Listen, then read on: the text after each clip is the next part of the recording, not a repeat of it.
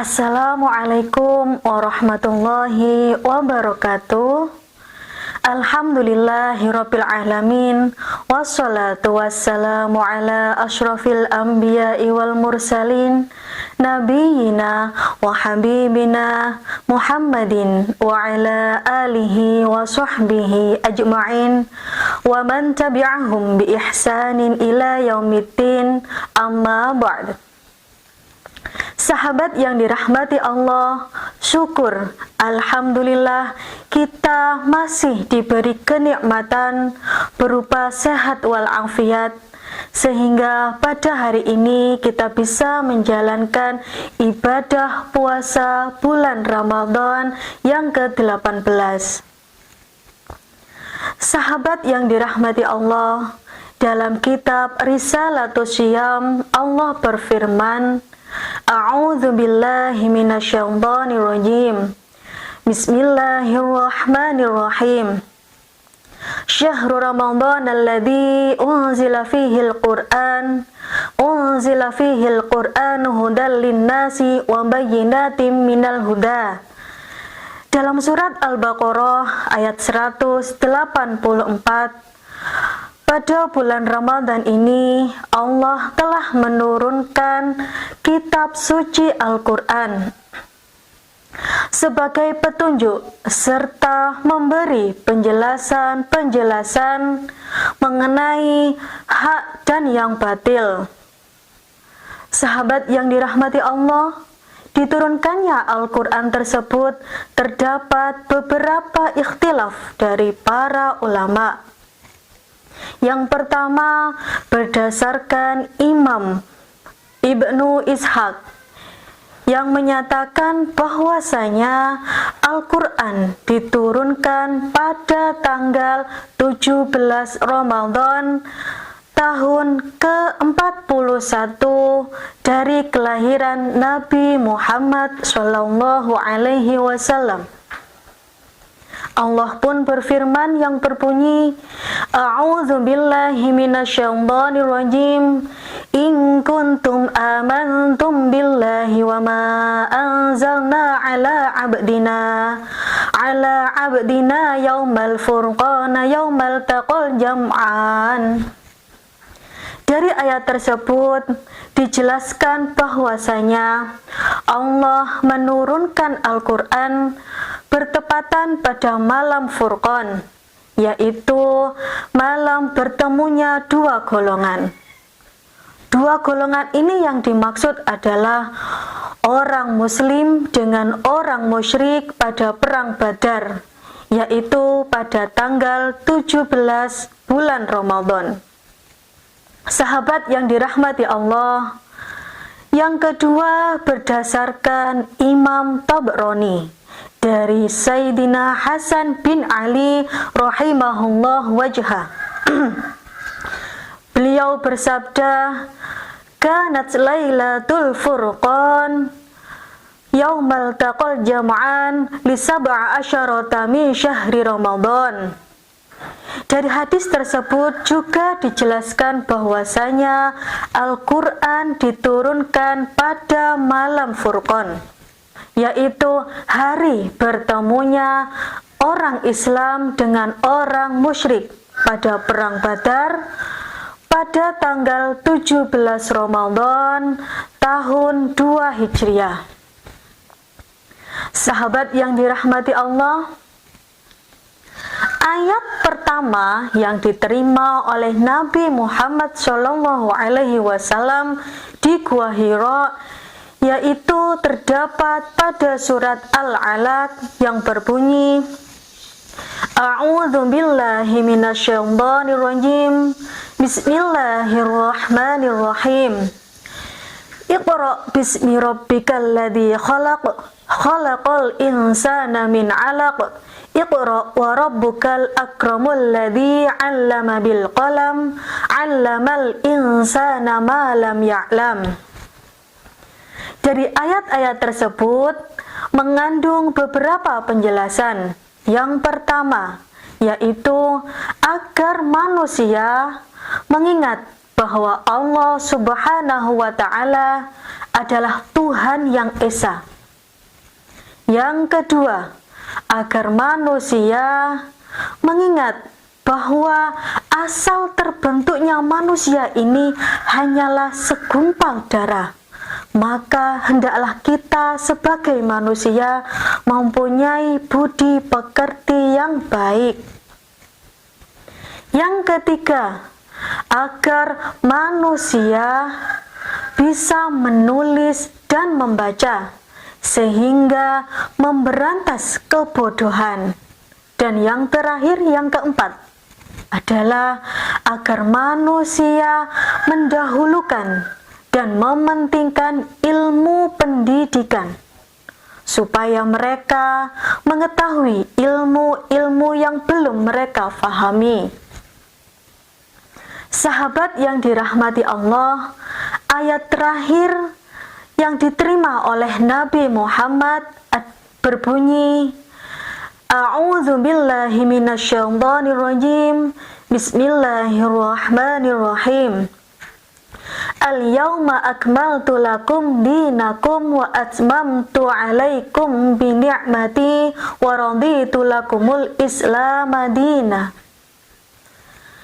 Sahabat yang dirahmati oleh Allah, dari turunnya Al-Quran sampai selesai atau tamatnya Al-Quran berkisar 22 tahun, 2 bulan, 22 hari atau 23 tahun. Ketika Nabi Muhammad SAW menerima ayat suci Al-Quran, beliau berada di Mekah, maka ayat tersebut diberi nama Makkiyah dengan jumlah 83 surat. Sedangkan ketika Nabi berada di Madinah, beliau menerima ayat suci Al-Quran, maka ayat tersebut diberi nama Madaniyah dengan jumlah 31 surat. Dari 30 juz tersebut, terdapat 19 bagian Makkiyah dan 11 bagian Madaniyah. Sahabat yang dirahmati Allah, dalam Al-Quran terdapat 30 juz, 114 surat, 6.666 ayat, 770.450 kalimat, dan 1.025.000 huruf. Sahabat yang dirahmati Allah, pada dasarnya Nabi adalah seorang ummi, yaitu orang yang tidak bisa membaca dan tidak bisa menulis. Sehingga ketika beliau menerima ayat-ayat suci Al-Quran, beliau akan mempelajari dan memahami maksudnya terlebih dahulu. Kemudian Nabi akan membacakan ayat yang telah turun tersebut kepada para manusia, khususnya kepada para sahabat. Setelah dibacakan, kemudian Nabi akan memerintahkan kepada para sahabat tersebut untuk menulis di beberapa alat, seperti papah kurma, batu yang tipis, cucal, dan lain sebagainya. Setelah ayat tersebut ditulis, maka Nabi Muhammad memerintahkan kepada para sahabat untuk membaca kembali ayat tersebut guna untuk mencocokkan. Sahabat yang dirahmati Allah, Nabi Muhammad memiliki sekretaris berjumlah 42 sahabat. Di antaranya adalah Abu Bakar, Umar, Utsman, Ali, dan yang lainnya. Nabi Muhammad pun memiliki sekretaris pribadi atau penulis harian, yaitu Muawiyah bin Abu Sufyan dan Zaid bin Sabit. Para sahabat ini bertugas menulis dan mencatat ayat-ayat suci Al-Quran yang telah diturunkan. Mereka mencatat berupa dua bagian. Bagian yang pertama adalah orisinil, yang kedua adalah duplikat. Bagian yang orisinil atau tulisan yang orisinil disimpan oleh Nabi Muhammad, sedangkan yang duplikat disimpan oleh penulis tersebut. Sahabat yang dirahmati Allah, ayat-ayat Al-Quran atau Al-Quran diturunkan sebenarnya tidak menjadi satu kitab yang kita ketahui saat ini, melainkan ayat suci Al-Quran diturunkan secara berkala atau bertahap, sedikit demi sedikit. Dan ayat suci Al-Quran tersebut ketika diturunkan juga tidak terurut seperti yang kita ketahui. Sehingga ketika Nabi Muhammad menerima ayat suci Al-Quran, beliau akan mencocokkan kepada ayat yang turun terlebih dahulu. Sehingga jadilah ayat-ayat suci Al-Quran terurut sampai sekarang yang telah kita ketahui.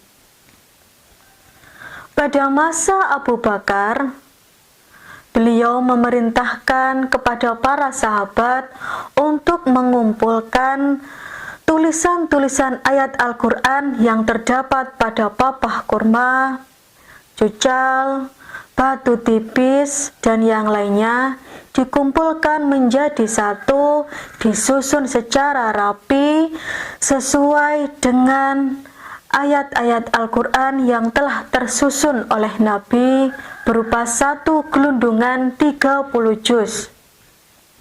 Kemudian gelundungan tersebut disimpan oleh sahabat Abu Bakar. Ketika sahabat Abu Bakar wafat, gelundungan Al-Quran tersebut disimpan oleh sahabat Umar. Kemudian gelundungan Al-Quran atau nukhsah disimpan oleh Siti Hafsah. Pada masa sahabat Utsman, beliau memerintahkan para sahabat untuk menulis kembali ayat-ayat suci Al-Quran dengan meminjam nukhsah yang disimpan oleh Siti Hafsah. Tulisan-tulisan Al-Quran tersebut kemudian disebarluaskan ke negara Islam seperti Kufah, sedangkan nukhsah yang asli disimpan oleh sahabat Utsman. Sahabat yang dirahmati Allah, dalam Al-Quran masing-masing surat sudah mempunyai namanya sendiri. Ada surat namanya berdasarkan awal surat, seperti surat Yasin, Toha, Al-Anfal, dan lain sebagainya. Sahabat yang dirahmati Allah, demikianlah kisah mengenai turunnya Al-Quran.